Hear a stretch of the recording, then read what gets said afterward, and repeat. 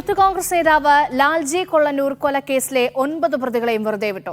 Thrissur additional sessions കോടതിയുടേതാണ് വിധി. തെളിവുകളുടെ അഭാവത്തിലാണ് പ്രതികളെ വെറുതെ വിട്ടതെന്ന് കോടതി ഉത്തരവിൽ പറയുന്നു. കോൺഗ്രസിനുള്ളിലെ ഗ്രൂപ്പ് തർക്കത്തെ തുടർന്ന് 2013 ഓഗസ്റ്റിലാണ് ബൈക്കിലെത്തിയ സംഘം ലാൽജിയെ വെട്ടിക്കൊന്നത്. വിവരങ്ങൾ നൽകാൻ ആസിഫ് ചേരുന്നുണ്ട്. ആസിഫ്, കോടതി വിധി എന്താണ്?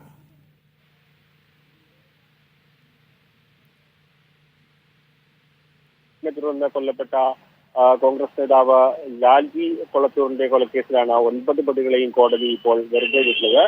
ഈ തെളിവുകളുടെ അഭാവത്തിലാണ് ഈ ഒരു കോടതിയുടെ ഉത്തരവുണ്ടായത്. ഈ ഒരു കേസുമായി ബന്ധപ്പെട്ട് സാക്ഷികൾ ഉൾപ്പെടെയുള്ളവർ കൂറുമാറിയ ഒരു സാഹചര്യം ഉണ്ടായിരുന്നു.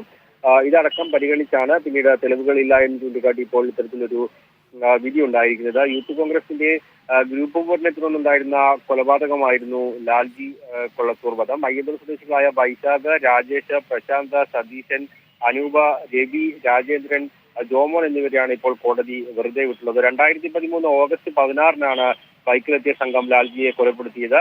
ആ ഒരു സമയത്ത് കോൺഗ്രസിന്റെ അയ്യന്തോൾ മണ്ഡലം വൈസ് പ്രസിഡന്റും കോൺഗ്രസ് ന്യൂനപക്ഷത്തിന്റെ ചെയർമാനുമായിരുന്നു ലാൽജി. ആ ഒരു സമയത്ത് ഇതുമായി ബന്ധപ്പെട്ട് നിരവധി സംഘർഷങ്ങൾ തൃശ്ശൂരിൽ കോൺഗ്രസിന്റെ ഗ്രൂപ്പ് പോരുമായി ബന്ധപ്പെട്ട ഉണ്ടായിരുന്നു. ആ ഗ്രൂപ്പ് പോര് രൂക്ഷമായിരുന്ന സമയത്താണ് ഇത്തരത്തിൽ ലാൽജിയും കൊല്ലപ്പെട്ടത്. ഐ ഗ്രൂപ്പുകാരനായിരുന്ന ലാൽജിയെ യൂത്ത് കോൺഗ്രസ് സംഘടനാ തിരഞ്ഞെടുപ്പിന്റെ സമയത്ത് പിന്നീട് ഇതുമായി ബന്ധപ്പെട്ട പ്രശ്നങ്ങളുണ്ടായിരുന്നു.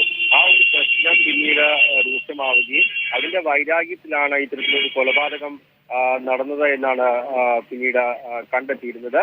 ഈ യൂത്ത് കോൺഗ്രസ് തെരഞ്ഞെടുപ്പിനെ കുറിച്ചുണ്ടായ തർക്കത്തിൽ അതേ സമയത്ത് തന്നെയാണ് മധു ഈശ്വരത്ത് നിന്നുള്ള മറ്റൊരു പ്രവർത്തകൻ കൊല്ലപ്പെട്ടത്. അതിന്റെ തുടർച്ചയായി ആണ് പിന്നീട് ഈ ലാൽജിയുടെ കൊലപാതകത്തെയും വിലയിരുത്തിയത്. ഏതായാലും ഇപ്പോൾ ഈ ഒരു തെളിവുകളുടെ അഭാവത്തിലാണ് കോടതി പ്രതികളെ വെറുതെ വിട്ടിരിക്കുന്നത്. ശരി, ആസിഫ് മുഹമ്മദാണ് വിവരങ്ങൾ നൽകിയത്. മലയാളം സർവകലാശാല വിദ്യാർത്ഥി യൂണിയൻ തെരഞ്ഞെടുപ്പിലും സെനറ്റ് തെരഞ്ഞെടുപ്പിലും മുഴുവൻ സീറ്റിലും SFI എതിരില്ലാതെ ജയിച്ചത് ഹൈക്കോടതി റദ്ദാക്കി. MSF സ്ഥാനാർത്ഥികൾ നൽകിയ ഹർജിയിലാണ് ജസ്റ്റിസ് CP മുഹമ്മദ് നിയാസിന്റെ ഉത്തരവ്. 2 ആഴ്ചയ്ക്കുള്ളിൽ വീണ്ടും തെരഞ്ഞെടുപ്പ് നടത്താനും ഉത്തരവായി. ഷംന അശോക് ഉണ്ട് വിവരങ്ങൾ നൽകാൻ. ഷംന, ഏത് സാഹചര്യത്തിലാണ് തെരഞ്ഞെടുപ്പ് കോടതി റദ്ദാക്കിയത്?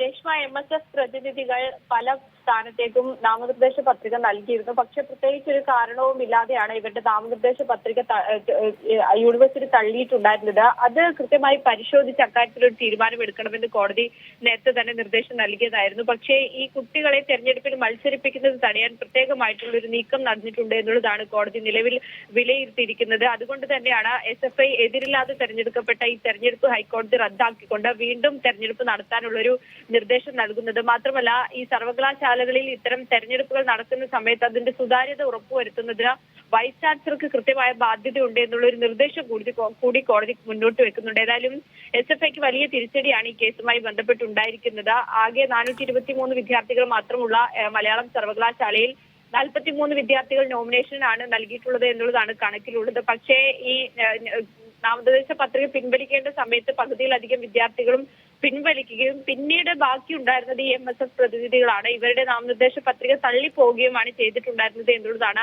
സർവകലാശാല കോടതി അറിയിച്ചിട്ടുണ്ടായിരുന്നത്. പക്ഷേ ഒരു കൃത്യമായ കാരണം എന്തുകൊണ്ട് ഇവരുടെ നോമിനേഷൻ തള്ളി എന്നുള്ളതിൽ വ്യക്തമാക്കാൻ സർവകലാശാലയ്ക്ക് കഴിഞ്ഞിട്ടുണ്ടായിരുന്നില്ല. ഇതുകൂടി പരിശോധിച്ചതിന് ശേഷമാണ് കോടതിയുടെ ഒരു നടപടി. ഏതായാലും തെരഞ്ഞെടുപ്പ് കോടതി റദ്ദാക്കിയിട്ടുണ്ട്. ഒപ്പം 2 ആഴ്ചക്കുള്ളിൽ വീണ്ടും തെരഞ്ഞെടുപ്പ് നടത്താനുള്ള നിർദ്ദേശമാണ് നൽകിയിട്ടുള്ളത്.